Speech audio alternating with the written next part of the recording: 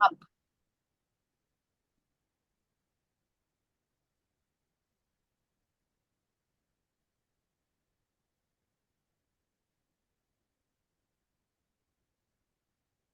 voz de la diáspora venezolana. El espacio semanal pionero, lugar de encuentro de ciudadanos y organizaciones transnacionales de venezolanos, donde se comparten proyectos e iniciativas y se exhiben los logros de la nueva geografía de Venezuela. En el aire desde 2017, a través de rcr750.com, la emisora también pionera de la radio venezolana. Y, tras su breve receso, ahora en el canal del Observatorio de la Diáspora Venezolana, conducido por el profesor Tomás Páez y su equipo. Buenas tardes, querida audiencia global. Hoy, como todos los lunes, desde el año 2017, en su espacio, la voz de la diáspora. Antes de presentar este programa que tiene características muy particulares, dos o tres cositas que nos parecen importantes. La primera es la movilización que ha habido en muchas ciudades del mundo de parte de la diáspora ejerciendo presión eh, y exigiendo un derecho fundamental que es el derecho a registrarse e incluso a gente que ya está registrada a cambiar de dirección, a modificar su situación, actualizarla.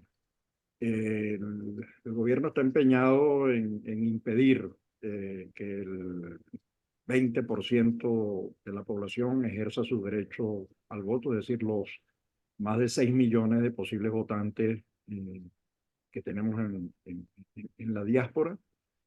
Está exigiendo además una cosa terrible que no se le exige dentro del país, digamos que hay un ciudadano de primera y otro de segunda, que es el pasaporte y además actualizado, vigente. Los datos indican, lo vamos a ver después, que más del 50% de los venezolanos que tienen pasaporte no lo tienen actualizado, y estamos hablando de que esa cifra seguramente el porcentaje es mucho mayor que eso.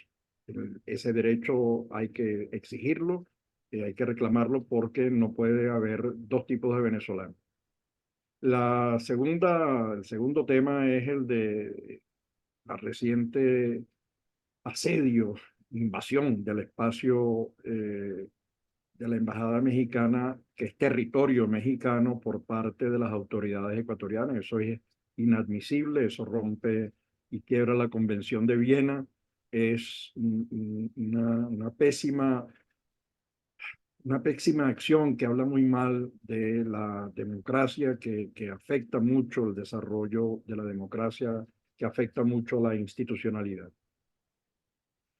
Hoy vamos a tener un programa distinto, porque vamos a tener primero al equipo de directores del observatorio, Alejandro Lopeza, que es el CEO del Observatorio de la Diáspora, y Julieta Casó, que es la directora de proyectos del observatorio.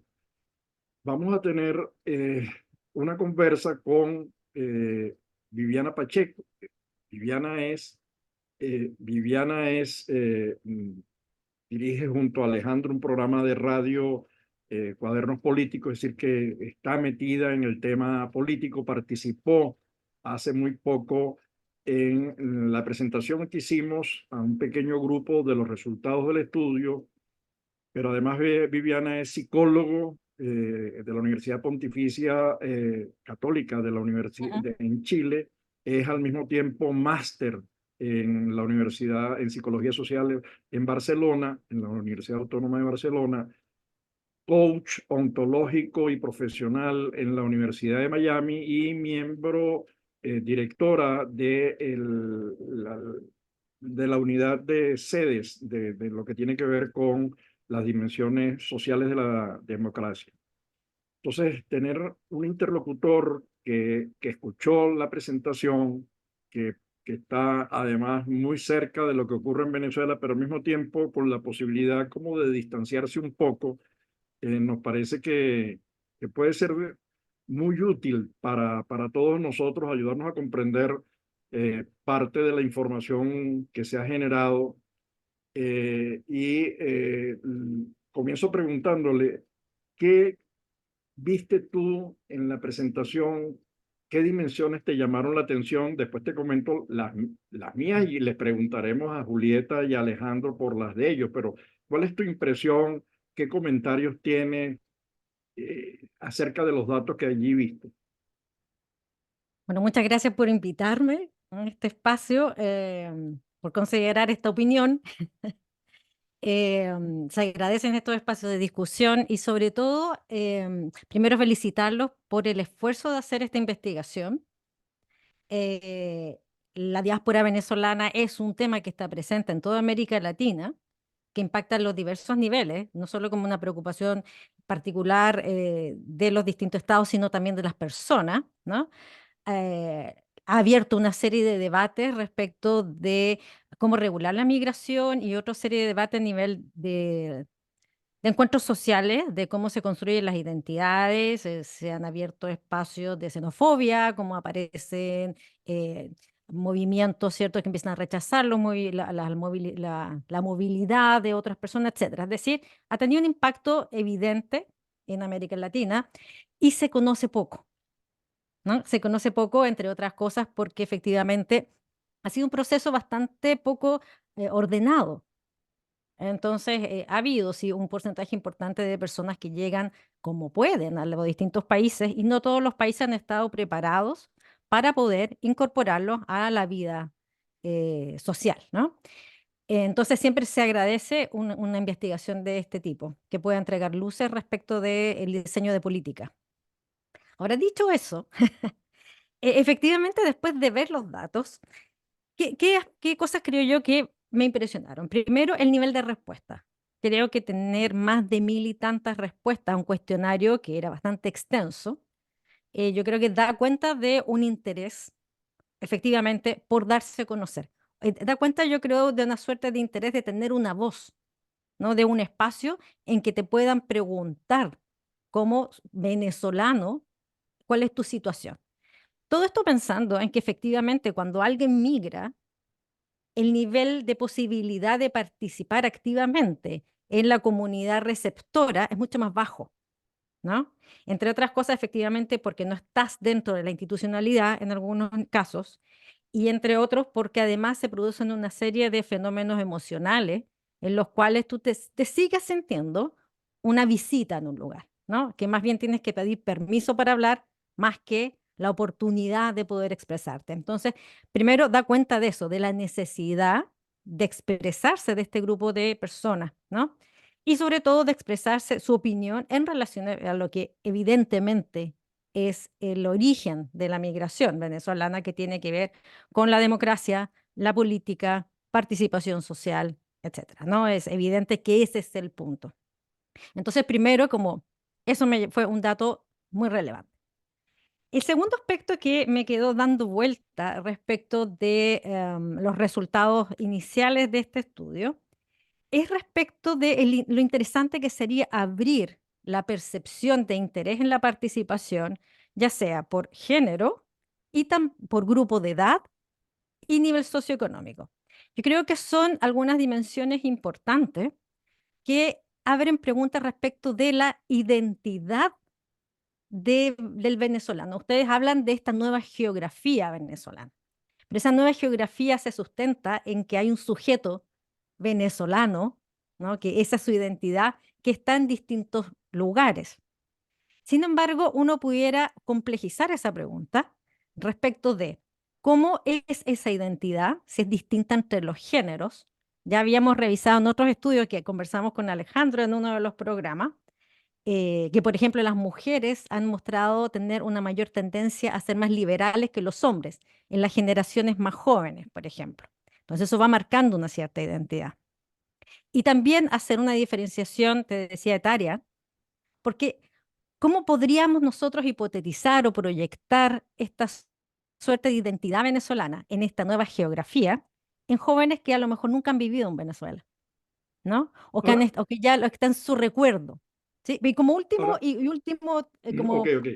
statement, también diferenciarlo por niveles socioeconómicos, ¿no? Porque el nivel de opinión, de participación, de confianza, etcétera, sí tiene mucho que ver con la percepción también de los recursos propios para ellos, ¿no?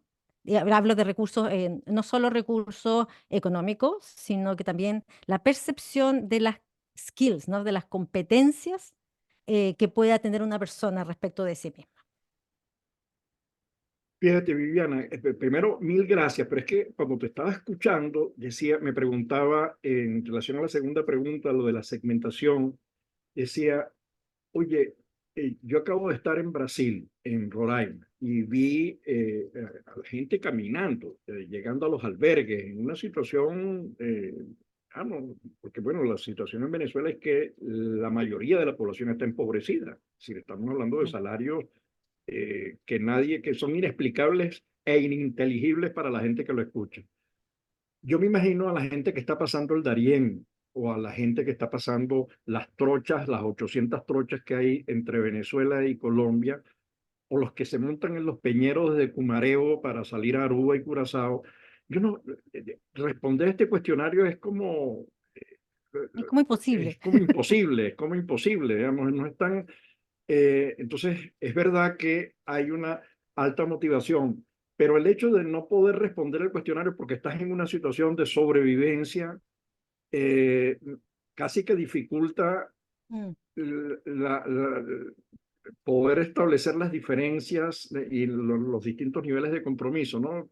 Pensaba en eso, cómo puede afectar eh, pero no significa ello que la gente no está comprometida. En las conversaciones que nosotros tuvimos en los albergues, en una situación con un sol de 45 grados a la sombra, era terrible y sin embargo estaban pendientes de lo que ocurría en Venezuela, pendientes en cómo poder colaborar y estamos hablando de personas que eran profesionales. Entonces, Mm. no se me ocurre bien cómo poder hacerlo de manera como más precisa, pues, ¿no? No, a Perdona, mí tampoco perdona se la me respuesta. ocurre cómo hacerlo, digamos. Solo creo que es una pregunta relevante que habría que Ujú, inventar cómo hacerlo. Probablemente a través de organizaciones intermedias se podría avanzar un poco en esa profundización. Ahora, ok, creo que es relevante por dos temas, ¿no? Por eso, por un tema como, si se quiere, más abstracto, el pensar en el concepto de identidad asociado al concepto de la nueva geografía venezolana. Y un tema más concreto, que tiene que ver efectivamente cómo construir un andamiaje que permita la participación política de las personas que no están en Venezuela. Sobre todo por esto que veíamos, ¿no? Que cuando tú estás en una situación de desventaja psicosocial, puedes tener las mismas o más ganas de participar, pero tienes una percepción de menores posibilidades, de menores recursos y probablemente de percepción o baja esperanza de tener un impacto en la participación, aunque tengan las mismas ganas, ¿no? claro, Lo que a la larga pudiese llevar como una desesperanza aprendida, que en algún momento renuncias, ¿no? Dices, no puedo. O sea, claro, tengo cosas claro. prioritarias, tengo que sobrevivir y el esfuerzo que pudiese hacer probablemente no tenga un resultado visible. Que a diferencia de a lo mejor un grupo que pese a que comparten desafíos similares, sus condiciones de partida son distintas y puede, esto es una hipótesis, que tengan mejor percepción de su capacidad de influencia, ¿no? Ya sea, aunque estén fuera de Venezuela. Entonces, por eso no sé muy bien cómo hacerlo, pero creo que es una pregunta relevante, uno en un nivel más abstracto y el otro en un nivel más concreto, que efectivamente, ¿cómo diseñar espacios de participación política y de construcción de identidad comunitaria que de alguna forma responda también a las diferentes condiciones materiales de la migración venezolana? Bueno, escuchemos a otros actores del estudio. Pidió Bien. la palabra Yo quería Julieta. agregar que una de las ventajas que tenemos nosotros en el observatorio es que tenemos también mapeadas las organizaciones, ¿no? Y entonces en esta realidad que tú cuentas, Vivi, quizás yo pienso igual que la gente participa quizás en este caso, en la posibilidad, si tuviesen de votar, pero quizás no participan en las encuestas, es decir, no se toman el tiempo para responder una encuesta porque tiempo quizás es lo que menos tienen, ¿no? Pero como decía el profesor Tomás, no es que no quieran, estén Claro. aisladas o no quieran participar. y tener el acercamiento con las organizaciones nos permite, ellos son su núcleo quizás de ayuda, de acercamiento, inclusive que manejan los códigos y lo conectan con el país de acogida, y quizás es poder llegar a presentarle de alguna manera a estas organizaciones que sean nuestra cara para futuras consultas, ¿no? Entonces le puede llegar a estas personas. Igual un dato que nos llamó a todos la atención en el estudio es que lo respondieron muchas más mujeres que hombres.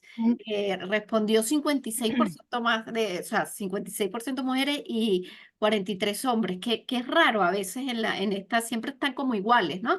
Y también vimos que la participación o el interés de alguna manera de defender la democracia se veía más en personas de 40 años para arriba que en los jóvenes, en los menores de 40, ¿no? Quizás lo puedes explicar por el tema, tú decías, el tema, digamos, el origen de esta migración es un origen, digamos, o político asociado a las condiciones políticas que tenemos años viviendo en Venezuela. Entonces, los que ya vivimos otra cosa, quizás queremos defender eso, ¿no? Entonces, lo que vemos nosotros es que el estudio es como el primer paso, este estudio es como un primer paso para poder acercarnos a una realidad que no ofrece soluciones a corto plazo, porque primero nosotros no tenemos las soluciones, es un tema de más complejo, pero no podemos dar respuesta, que a veces la gente piensa que una encuesta te va a dar una solución automática. Lo que nos permite es abordar una realidad desde la complejidad de estas situaciones. Es decir, la pregunta es, queremos participar pero no podemos, no queremos participar pero podemos. ¿Dónde está dónde estamos parados? ¿Dónde está la posición de la mayoría de los 9 millones que estamos afuera, ¿no? No sé si Ale quiere... Oh, ajá, Alejandro, porque yo creo que el estudio tiene unos aportes clave que forman parte del trabajo del observatorio. La primera es el dato con el que se trabaja, es decir, no es lo mismo trabajar con 7 millones de ciudadanos u 8 que trabajar con 9 millones de ciudadanos. Digamos, eso tiene implicaciones para la participación y consecuencias para el ejercicio del voto, la democracia, la inscripción, etcétera, etcétera, ¿no? Y pareciera que allí todavía en el caso de Venezuela hay diferencias en el manejo de ese dato, así que no coincidimos, no estamos montados sobre la misma página. Un segundo aporte del estudio es de dónde salen los venezolanos, ¿no? De cuáles son las regiones, porque la gente migra desde regiones y hacia regiones. Entonces, entender eso creo que es uno de los aportes que hace el estudio también, ¿no? Después le preguntaré sobre algunos de los temas de la entidad, pero Alejandro, tú ibas a decir algo. No, es que sobre las tres cruces que propone Viviana, que es el de edad, el género y de condición socioeconómica, va a ser muy útil, claro, porque es una data que está allí. Y esa data lo que tiene es un grandísimo potencial de estudio en función de todos los cruces, de las correlaciones que establezcamos, bien sea bivariadas, multivariadas, etcétera, de manera tal de sacarle el mayor jugo posible, en el buen sentido del término, a la cuestión, porque esos aspectos que tú señalas, género, edad y condición socioeconómica, también se puede cruzar por el tiempo en el cual se es parte de la diáspora. Claro. Entonces, allí una diáspora más consolidada, menos consolidada, en proceso de asimilar, y quizás de hasta asimilar personalmente los hechos que se dan, porque uno se queda como pajarito en grama durante mucho tiempo, en el momento en que uno tiene que asumir una nueva realidad. En el caso mío fue de un día para otro, pero esos procesos quizás allí es necesario observarlos un poco.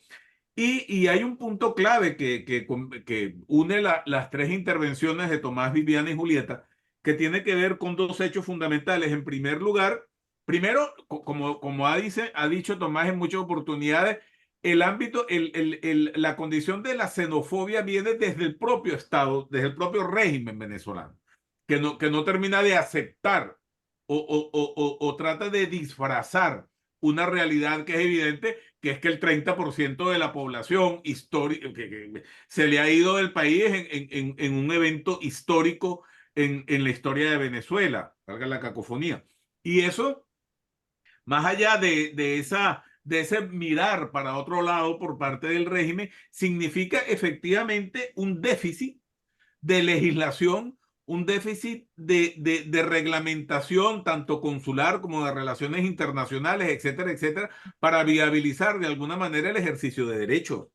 Que más allá de que el gobierno mire, que el régimen mire para otro lado, no es menos cierto que también ha sido una sorpresa, porque no sabemos o no sabíamos, estamos aprendiendo cómo integrar, cómo gerenciarnos, cómo establecer también un estudio, cómo crear elementos de gobernabilidad para una diáspora que es muy reciente desde el contexto histórico. Entonces, tenemos ese déficit y esa sorpresa y definitivamente en el estudio aparece la gran propensión a participar de la diáspora venezolana, en el sentido de que todavía se sigue creyendo en el voto como un mecanismo que coadyuve o que aporta elementos para la solución de los problemas. Cambio, como dicen. Viviana, Sí. diga. Ah, parece que me iba a Usted preguntar algo propuso, puntual. usted propuso. Viendo las dos cosas, estoy de acuerdo, lo que te decía, yo creo que, a ver, respondiendo primero al cómo, ¿no? Lo que decías tú, cómo podemos acceder a esta diferenciación y lo que decía Julieta, yo creo que sí se pueden fortalecer las relaciones con los organismos intermedios, que a partir de esos organismos podemos profundizar no solo desde lo cuantitativo, sino incluso en lo cualitativo, ¿no? Podemos llegar a grupos de personas. Eso por un lado. Y por otro lado, efectivamente, yo creo que la gran pregunta también que me quedó a mí después de los resultados del estudio es lo que te decía, cómo encauzar, es lo que decía también Alejandro, en un diseño primero, esta todavía confianza en el voto como una forma democrática de participación, que es un valor. Piensa que el problema que estamos viendo en toda América Latina es el avance del populismo y la cada vez mayor desafección de la democracia como una forma de gobierno legítimo, ¿no? Entonces, ¿cómo poder rescatar todavía esta confianza o la participación ciudadana como un valor? Toda vez que lo que no hay, efectivamente, son mecanismos de gobernanza. Y convengamos que además tenemos un tercer aspecto, que no hay solo porque no sean diseñados, sino que no conviene que estén diseñados. Ajá. Entonces, ahí Claro. tenemos una pregunta que va incluso más allá del interés, si se quiere, de la psicología o la sociología. Ahí hay una pregunta que tiene que ver con un diseño político, ¿no? Porque ahí ya son relaciones de poder. Porque podemos decir, ok, estas personas salen de Venezuela, no tienen documentación, no hay diseño de gobernanza de migración, es decir, ni Venezuela ni los países receptores tienen mecanismos estudiados o afinados para ello. ¿Se quiere hacer? La respuesta probable es no. Entonces, ahí tenemos además una dificultad en el avance de este diseño, te fijas, más allá del estudio, que me parece una pregunta, o sea, me parece un aspecto que hay que considerar como, diríamos los psicólogos, un criterio de realidad, ¿no? Ok, me parece, fíjate, cuando este proyecto nace por allá por 2012, 2013, nace con la idea de crear un mecanismo que permita y una política que permita, no estaba clara en ese momento, pero sí el criterio central, medular, que es cómo aprovechar ese capital humano que en ese momento estaba montado en 1.400.000, 1.500.000 personas, ya en 2014 era 1.600.000. Nos planteábamos cómo utilizar ese capital humano y yo creo que la diáspora ha venido abriendo el espacio a codazos. Digamos, es abriéndose su espacio, es creando organizaciones, conectándose. Los primeros intentos de conexión por 2017, 2018, sentando a varias organizaciones de distintos países, por ejemplo, de la Unión Europea, y también de Latinoamérica, eran atisbos, eran los primeros, se estaba perfilando. Pero yo creo que el trabajo que ha venido haciendo la diáspora está fraguando, está forjando esa institucionalidad que ya nosotros la denominamos como el Instituto Venezolano de la Diáspora, con una política que tiene que atender y crear una plataforma que permita la conexión y el uso de esas capacidades por aquello de que lo que tú decías, las personas de la diáspora, uno, tienen confianza en la democracia, quieren participar en el proceso. A mí me llama la atención cómo todavía más del 60 y tanto% de las personas piensan, aunque modula con respecto a su confianza con la democracia, dice que todavía sigue creyendo que en Venezuela puede ser, más del 60 y tanto% puede ser el modelo para Venezuela. Ya eso es ganancia absoluta. Estaba pensando en las declaraciones en una entrevista que le hicieron recientemente a Naín, a Moisés en Argentina, que hablaba de ese tema de su último libro, que sigue trabajando la preocupación sobre el deterioro de la democracia en el mundo. Creo que es una ventaja enorme tener esa disposición, pero además conectados, trabajando de manera permanente y conectados con organizaciones en Venezuela. Creo que vale oro. Hay un compromiso, hay un interés, hay una decisión del liderazgo de esa diáspora, de las organizaciones, en trabajar este tema. Entonces, no sé, me parece que comprando tu idea de poder continuar con el estudio y apoyándonos en las organizaciones para profundizar más cualitativa y cuantitativamente, creo que ese es otro elemento que habría que agregar a continuar con este estudio, agregándole elementos cualitativos para tener una mejor visión y una mejor comprensión de todas las actitudes, compromisos y disposición de la diáspora. No sé cómo lo ven.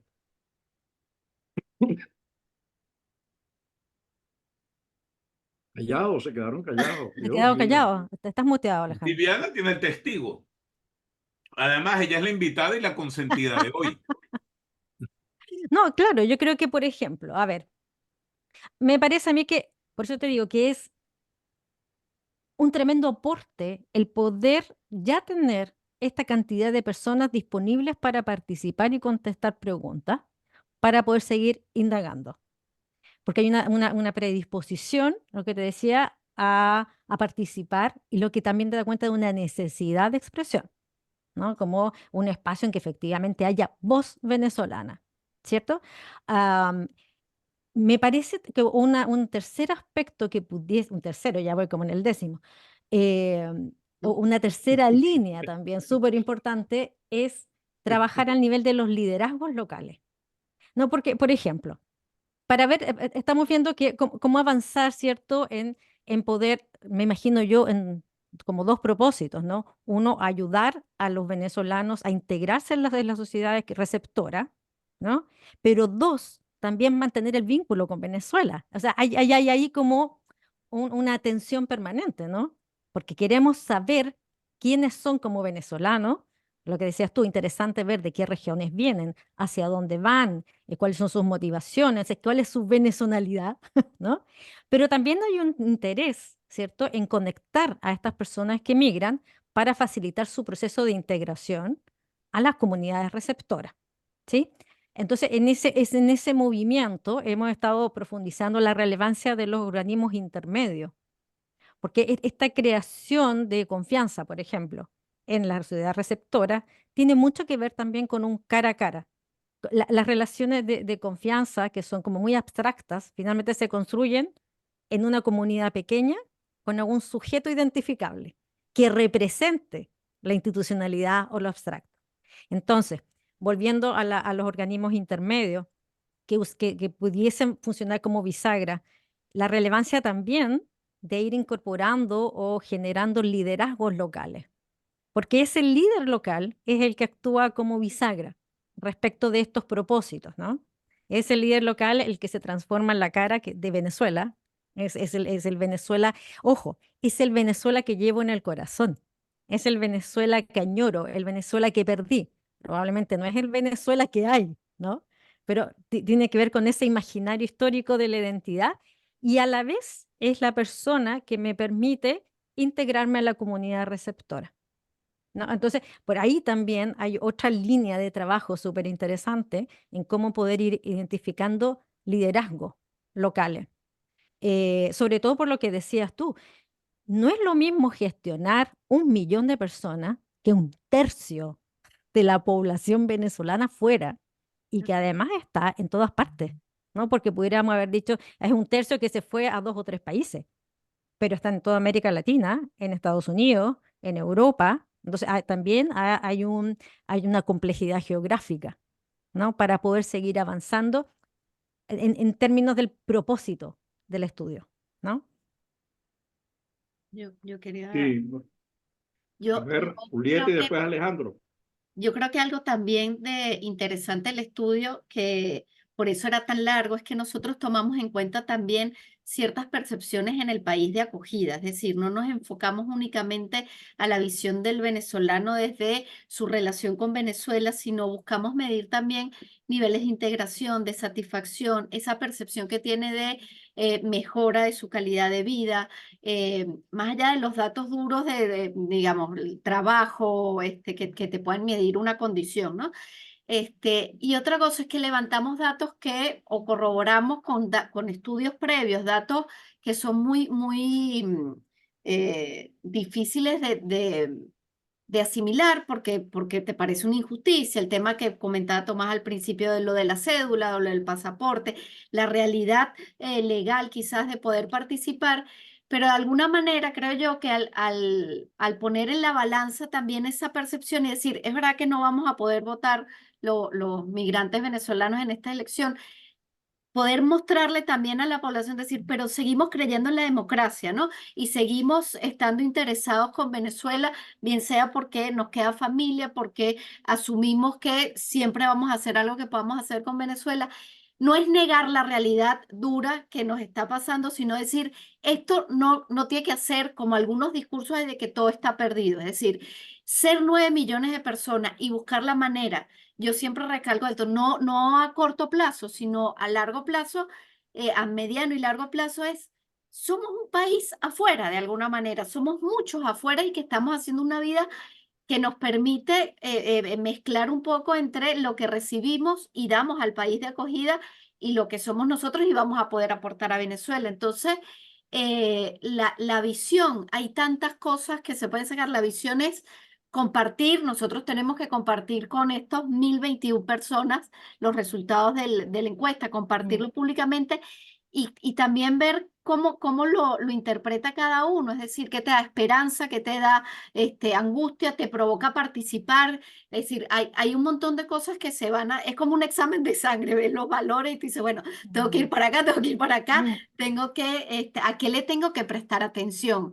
Porque rompe un poco también lo que quisimos, sabíamos que muchos datos no iban a ser positivos, pero al tocar otros temas, decir, no nos podemos dar con un palo y decir todo está malo porque hay cosas que nos invitan a, mira, tenemos la capacidad de alguna manera en ciertas circunstancias de revertir esto.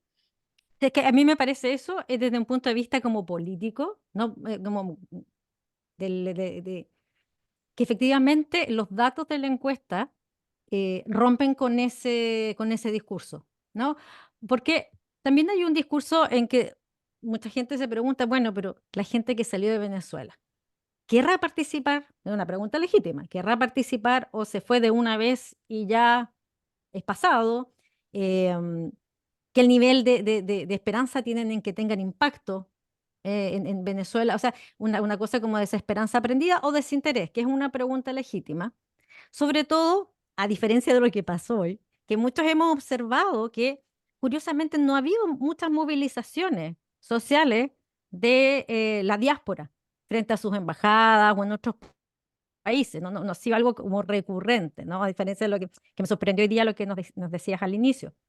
Entonces, claro, los resultados de este estudio, interesante porque es un discurso distinto, que rompe con esa idea. Dice, no, mira, acá tenemos ganas de participar, tenemos esperanza en la participación, creemos en los medios democráticos, ¿no? Entonces, rompe con ese discurso y efectivamente, como dice Julieta, es súper interesante compartirlo con la misma gente que participó, porque la sensación de que estás solo en esto desaparece y aparece la noción de comunidad, ¿no? No soy el único, no soy la única, Claro. somos muchos, ¿no? Y en el somos muchos, ¿qué viene después? Las ganas de juntarse. Entonces, veamos quiénes son, veamos qué podemos hacer. Rompes con el estanco, que yo Sí. creo que ese también es un drama de la migración. Uno siempre se siente solo, ¿no? Entonces es Y hay un importante crear punto, vínculos. y hay un punto que tú tocas que me parece muy importante, que es el siguiente. O sea, yo creo en la democracia, yo creo en el voto, yo estoy dispuesto a participar, yo estoy dispuesto a movilizarme, pero, y ese pero es el que nos interesa.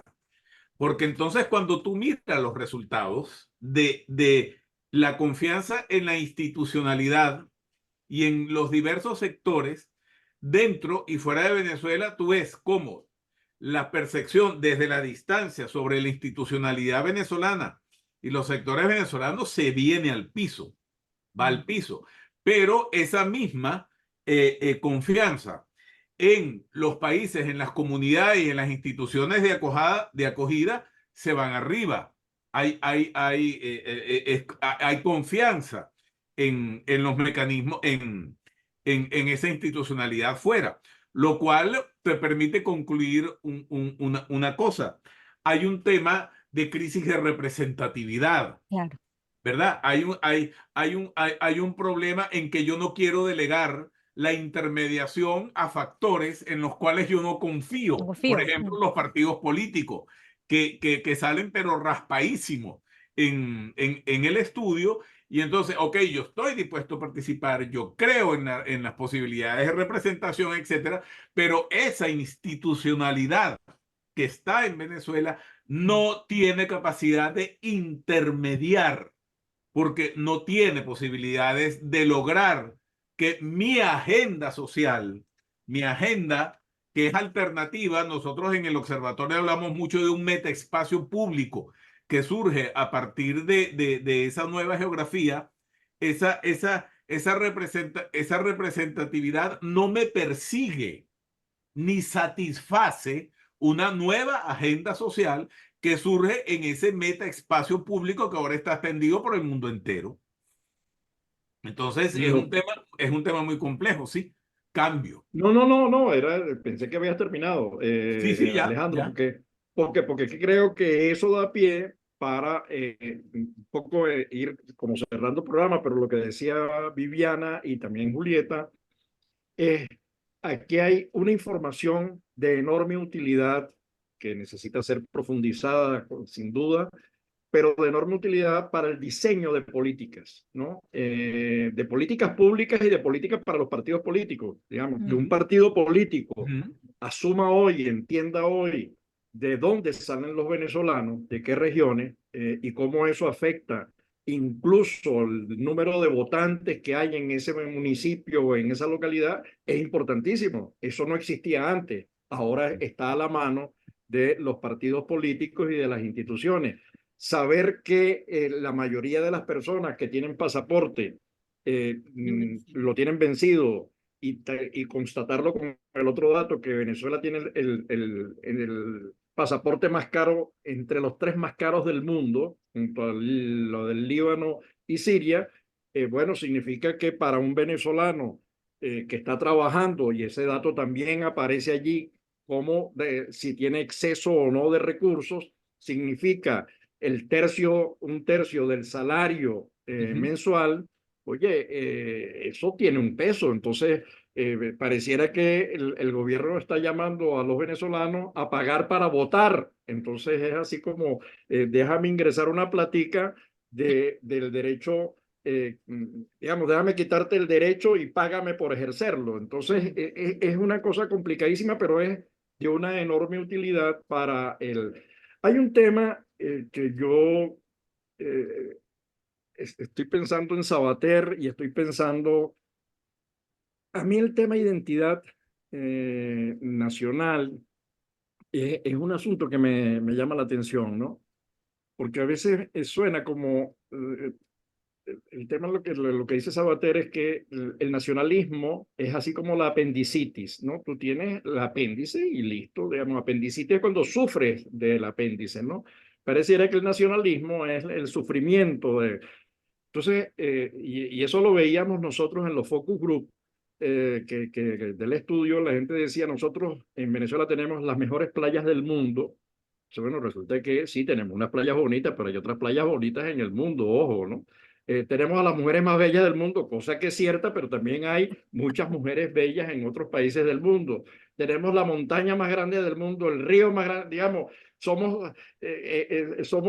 tenemos la apendicitis, el nacionalismo, estamos hinchados y eso es una enfermedad, ¿no? Entonces yo creo que en algún momento, escuchándote y escuchando el trabajo que ha hecho el observatorio con los talleres estos de escucha a las organizaciones, entender que la identidad es un proceso en construcción, que no es un dato, no es una marca, no es un sello de ganado, pues, ¿no? Sino que es una apertura. Es decir, la gente puede disfrutar un joropo igual que disfruta a Bach o a los Beatles. Entonces, que puedes integrar todas esas cosas, me parece que, digo, cuando escucho la palabra identidad me genera así como un cierto ruido que me da temor.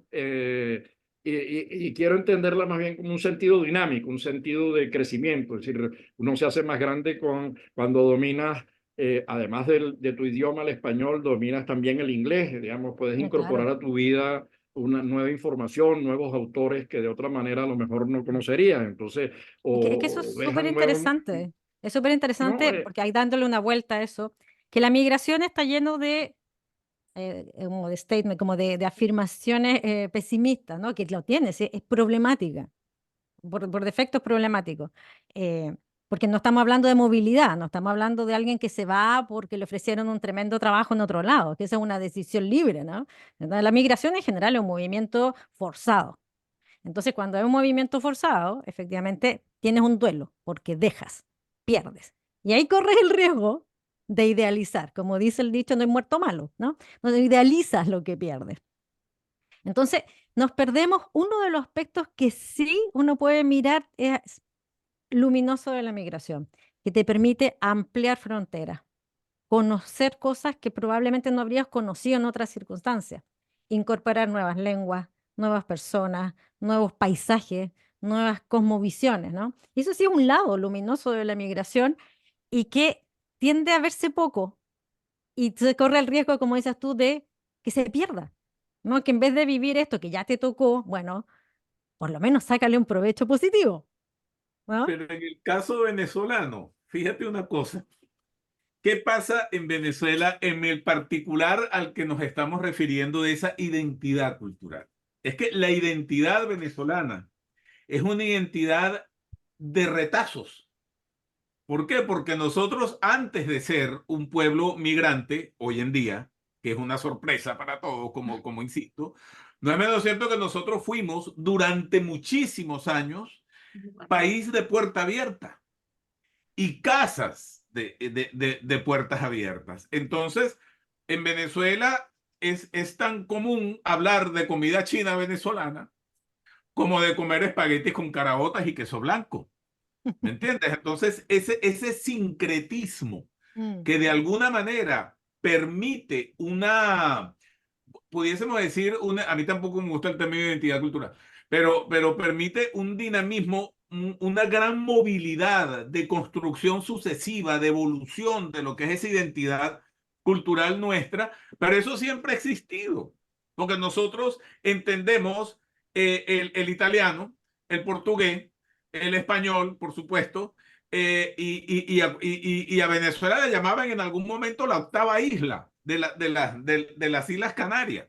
Entonces, nosotros hemos sido una sociedad que efectivamente nuestra cultura es de retazos y muy Mm. unidos además y asimilados. Además, yo me acuerdo en una oportunidad cuando ganó Italia el campeonato de fútbol, que allá en las Mercedes hay una calle donde todo el mundo iba a celebrar para allá.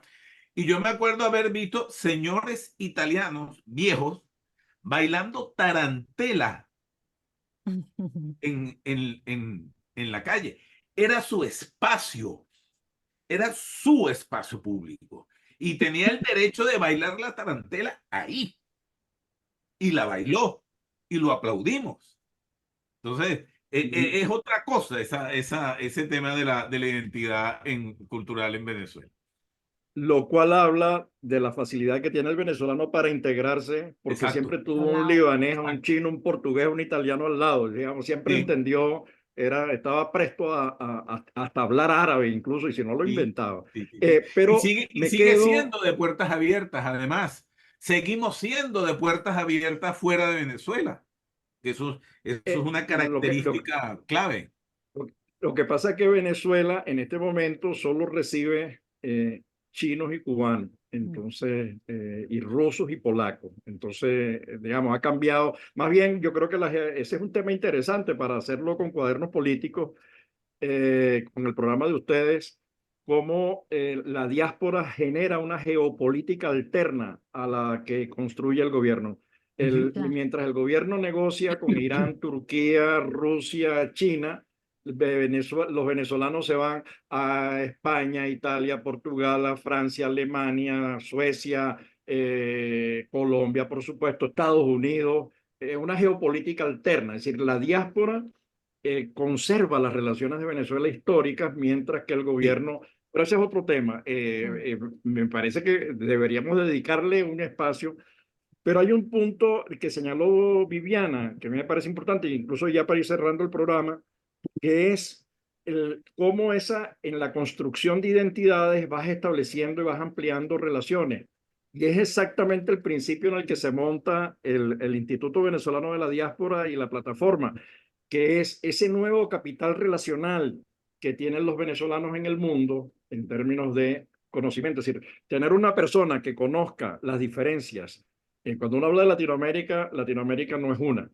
Cuando uno ve la responsabilidad, el manejo, la gestión, las relaciones con el otro en Chile son distintas a las que se producen en Venezuela, ¿no? Entonces, conocer eso tiene mucho sentido para saber cómo mercadeas, cómo negocias, qué cosas dices, qué cosas no debes decir, pero además tienes información sobre el marco legal. Lo mismo pasa con el vecino Colombia. Hay dimensiones distintísimas entre Colombia y Venezuela. Entonces, tener vaquianos que orienten a los inversionistas en ambos sentidos, de Chile hacia Venezuela y de Venezuela hacia Chile y al revés, de Colombia hacia Venezuela y en sentido opuesto, es una ventaja enorme y ese es el fundamento del el Instituto Venezolano de la Diáspora. Esa diáspora es un activo, es la mejor reserva internacional de Venezuela y sirve para el desarrollo personal del individuo, para el desarrollo del país de acogida y para el desarrollo del país de origen.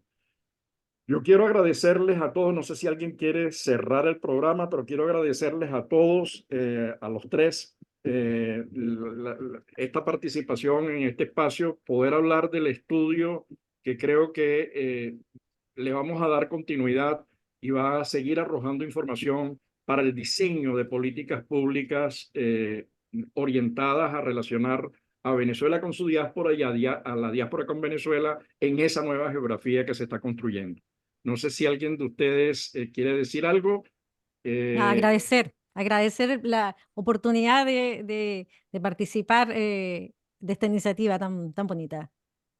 Bueno, gracias de verdad y a toda nuestra querida audiencia global, como todos los lunes a esta hora 12 del mediodía, hora Venezuela, en este su espacio, La Voz de la Diáspora. Mil gracias. Chao, feliz tarde. Feliz Feliz tarde tarde. Feliz o eclipse. feliz noche. Feliz eclipse. Feliz eclipse. Eclipse. Venturoso eclipse. Chao.